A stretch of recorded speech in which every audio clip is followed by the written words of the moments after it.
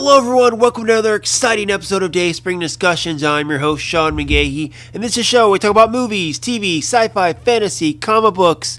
If you geek out about it, we're going to talk about it. You can listen to Dayspring Discussions on iTunes, YouTube, Podomatic, and Patreon. And while you're there, go ahead and subscribe, rate, review, like, all that good stuff. Then head on over to the Facebook group and Twitter account, or head on over to dayspringdiscussions@gmail.com and join in the discussion, guys. Today we're talking Arrow. That's right. Tuesday night was the series finale of Arrow on the CW. The show has gone on for 170 episodes, 8 seasons, a bunch of different cast members, and guys, it is finally over.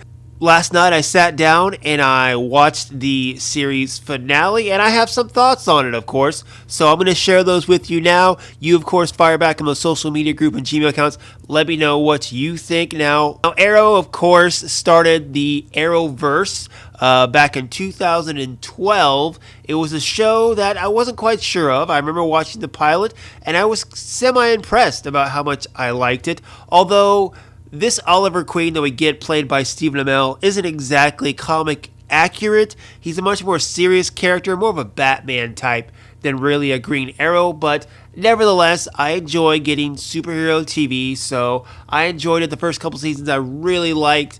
Kind of lost it a little bit there around, I believe, like season 4. And honestly, I haven't been super excited about it since those first couple of seasons. This last season, of course, only 10 episodes, really just crossing into the big crossover, which is Crisis on Infinite Earths. But it was, exciting to see what Arrow started and where it's gone since. Of course, you've got spin-off shows like The Flash, Legends of Tomorrow, Supergirl, Black Lightning, Batwoman, and let's not forget too, there are the 2 animated series on the CW Seed, Vixen and The Ray. The Deathstroke animated show that came on CW Seed, I haven't watched yet, so I'm not sure if that ties in, but I don't believe it does. But anyway, it kicked off the Arrowverse, which pretty much rules the CW, and I think a lot of fans like myself enjoy because it's a shared, universe on TV, much like how Marvel Studios has given us the Marvel Cinematic Universe. We've got the Arrowverse, where it's all about crossovers, and after Crisis on Infinite Earths, spoiler alert, it's all one world as far as the CW shows, although we're not quite sure yet if Stargirl is going to cross in there or not. We'll have to wait and see about that one. But anyway, Supergirl, Flash, they're all on one Earth now, thanks to Oliver's sacrifice in Crisis on Infinite Earths, where he became the Spectre, took on the Anti-Monitor, and created a new universe. And that's kind of my question, too, that I've had. Now, full disclosure, I haven't watched a lot of the Arrowverse shows this season. Anyone who knows me or listens to me knows that, I don't have cable. So when I watched the Arrowverse shows, I watched them on the CW app. And it was around last year where I got sick of all the commercials, okay? It would be like an extra 10 minutes of viewing per series, per episode. I'd have to sit through the commercials. And last night, I was sitting through the commercials for Arrow, and I just got annoyed.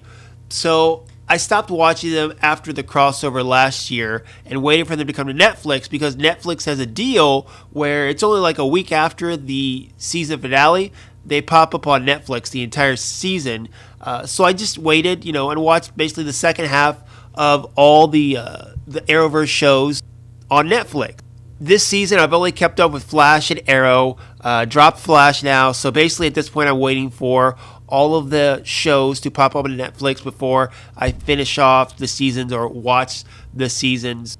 But of course now, after watching not only this last episode of Arrow, but the episode before it, the backdoor pilot, if you will, for Green Arrow and the Canaries, I'm curious what actually has changed. Of course, guys, I'm going to spoilers of the series finale of Arrow, so if you have not seen it and don't want to be spoiled, well, number one, you should have stayed off the internet by now, but also come back, watch it, listen to me later.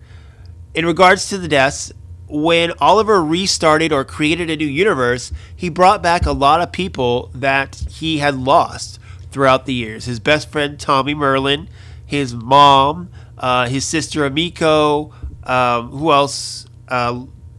Detective Lance, he's back. But he didn't bring back his dad, and he didn't bring back the original Laurel Lance, which is dealt with in the show or in the episode, of course. And really, this whole episode was about Oliver's funeral, and even Sarah Lance, who is, a time hopping, dimension hopping traveler, goes to the future and picks up Mia, Oliver's daughter, and brings her back to the past to attend her own father's funeral, which is a little weird, I guess. Another thing, of course, is the fact that Felicity is back, played by Emily Bennett Richards, who we have not seen all season. She left the show at the end of the last season, but of course she came back for this series finale. And also with the character, we got to see exactly what happens to her after, she follows the Monitor into this portal at the end of last season in 2040. But the present day self of her got to see a grown-up version of her daughter just hours after she left the baby version of her daughter. So that had to be a little weird. But just since we're talking about the character, the post, going through the portal with Felicity, she meets up with Oliver in his mother's office because that's where he first saw her. We have to think it's some kind of afterlife, I guess, like a purgatory. It all seems a little weird in my eyes. And then they have the shot where it goes and you see they're in Queen Consolidated, but they're in just Star City in general. I don't know exactly what all that is. Is it heaven? Is it hell? Is it somewhere in between? I don't know exactly what's going on there. And honestly, I'm not going to think about it too much. While Mia was a focal point in this episode, I think really the star of it goes to Diggle, Oliver's best friend and brother in arms. And of course, he had his big moment at the end, the big tease, which I'll talk about in just a sec. But in this episode, what we're seeing is flashbacks to the very first season of Arrow when Oliver first started his mission. Diggle joined him, and they're figuring out, exactly what to do about the people on the list. Diggle doesn't think they all should die. Diggle's got other people that he thinks should be punished, and they've dealt with this in the first season of Arrow as well, but we get new scenes that add more to the beginning of their dynamic. We also get a really awesome action sequence, probably one of the best ever, where Season 1 Oliver is just going through and just kicking so much ass. And we know it's not Stephen Amell, of course. There's at one point he does a flip, and I feel like they did some kind of digital cover-up on his face just to make sure we know that it's not Stephen Amell. But that was a super cool sequence.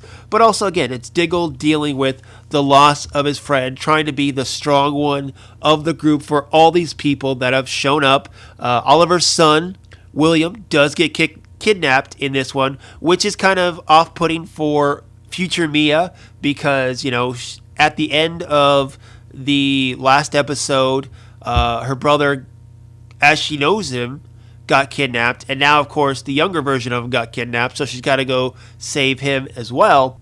But the whole team comes together. Every hero that you've known that is on, Team Arrow comes back. Even his sister, Thea, comes back. And, of course, she has a past relationship with Roy, otherwise known as now Arsenal. And he's got his robotic arm. Yes, it's very much one of those things where, yes, when he lost his arm right before Crisis, I knew he was going to get the robotic arm. It's kind of a key thing in his comic book storyline that he loses his arm and then he gets a new arm, so to speak, thus getting the cemented name of Arsenal. But that was all added in there and kind of tied up their storyline where they're going to get married. And, going back to season 1, the way that couple started, it makes sense that it ends that way. You also saw other people like Curtis was in there. What's his name? Well, the guy who left, Ragman. Actually, Rory, I think it was the name, wasn't it? Yeah, it was something like that. He came back, of course. He had lost his powers, and then he came back. But again, I don't know about it because reality's been changed. Did that happen? I mean, he mentioned it did happen. So I guess it did happen, but with all these people being brought back to life, that changes events, that changes storylines. Again, I'm just curious, how is this not only affecting Arrow, but how is it affecting Flash and Supergirl? And I'll figure that stuff out later when I watch the seasons on Netflix. So we leave our heroes pretty much in a good place because of Oliver changing reality. Star City is a much better place, which is what he wanted to do. He wanted to save his city, and in the end, he did. I think this will go over to the future episode we saw last time with Mia and Laurel and Dinah about how Star City has been a safe place for so many years, and crime is just now starting to come back. But Oliver, in the end, did save his city, so everyone is moving on. Diggle said he's taking a job in Metropolis. Renee, Wild Dog, is going to be mayor, which is kind of weird considering where he came from. Diana has decided to move on. We know kind of where her and Laurel are going to end up because of the previous episode, like I said. Felicity goes on, raises her daughter, and eventually joins Oliver in, I guess we could call it purgatory.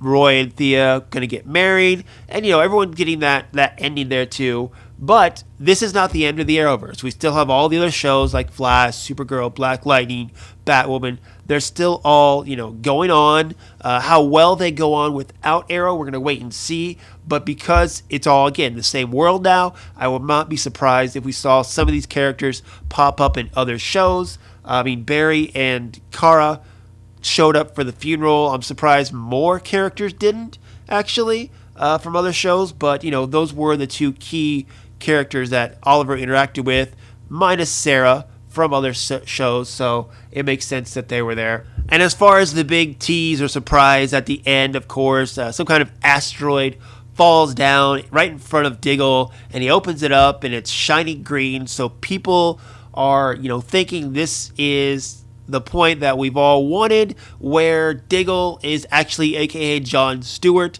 and he becomes a Green Lantern. Kind of something that fans have, speculated, dreamed about for several seasons now.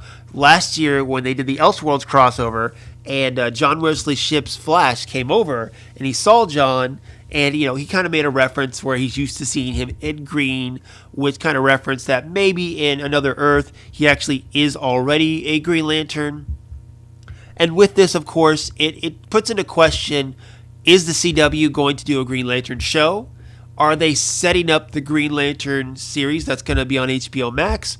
Or is this just a little bit of a nod, a wink to, again, something that fans have speculated and wanted for a while now? I think it's more the last thing than any of the others. I would love to see, the character of John Diggle and the actor David Ramsey go on to do something Green Lantern. I enjoy the actor. I have for several years, of course, on the series. So I think it'd be interesting, of course. I think there's a lot more complications, though, because of the fact that the character has such a history with a wife and kids now. How does he balance that with, flying off into space and taking care of problems out there? So if it is an HBO Max series that they're setting up, that'd be fine with me, but I really don't think it is, honestly. I think that series, they're going to start fresh. It's not going to be connected to the Arrowverse in my eyes, but if it's not, I would be completely happy with it. And then as regards to the other show that this, finale is setting up, that they actually really set up the last episode, I shared my thoughts on it. I thought it was really cool how, you drew in these characters, which I really didn't care about the flash forwards that much in the last couple seasons, but new reality, new characters really, and then, having them remember their past lives, what they've done, brings that extra set of development with each one of them, which I thought was really cool. And like I said, I'm on board for a Green Arrow and the Canaries series spinoff.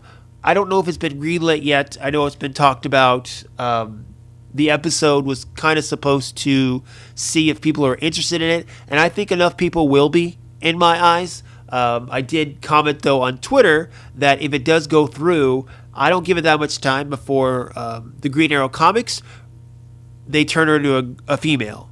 Because that's how it is, right? That's how it's always been. As a guy who's read comics for, many, many years now, When a movie or a TV show comes out based on a comic book, the comic book then goes to try to reflect the current version of the movie or TV series because they want to try to sell more comics. I can't say I blame them, but then again, as a comic book reader for a long time, it does kind of piss me off just a little bit. So overall, what did I think? Arrow's one of those shows, you got to thank it for starting the Arrowverse. I think Stephen Amell did a great job leading everyone as a main cast. It's been a love-hate relationship where I've really, liked a lot of it and I've hated a lot of it. I can't stand Olicity, and I thought Olicity was the worst thing to ever happen to the series, and I would love to talk more and more about this with people. If you want to fire back on the Facebook group and Twitter account, I have some strong feelings about the relationship between Felicity and Oliver and how it was the thing that dragged this series to the ground so many times. There you go, guys. Fire back on the social media groups and Gmail account. Let me know what you think about the series finale of Arrow, the series as a whole, and if you think things are going to happen to continue in the Arrowverse that maybe this setup. Do you want to see the Green Arrow and Canary spinoff? Do you want to see John get his own Green Lantern series? What do you think actually are going to be the consequences long term in the Arrowverse of this new reality? Fire back. Let me know, of course. dayspringdiscussions@gmail.com, Facebook group, and the Twitter account. Join in the discussion, guys. That's it for me today. You can find me personally on Twitter and Instagram, SlimDayspring12. And until next time, may the Force be with us all.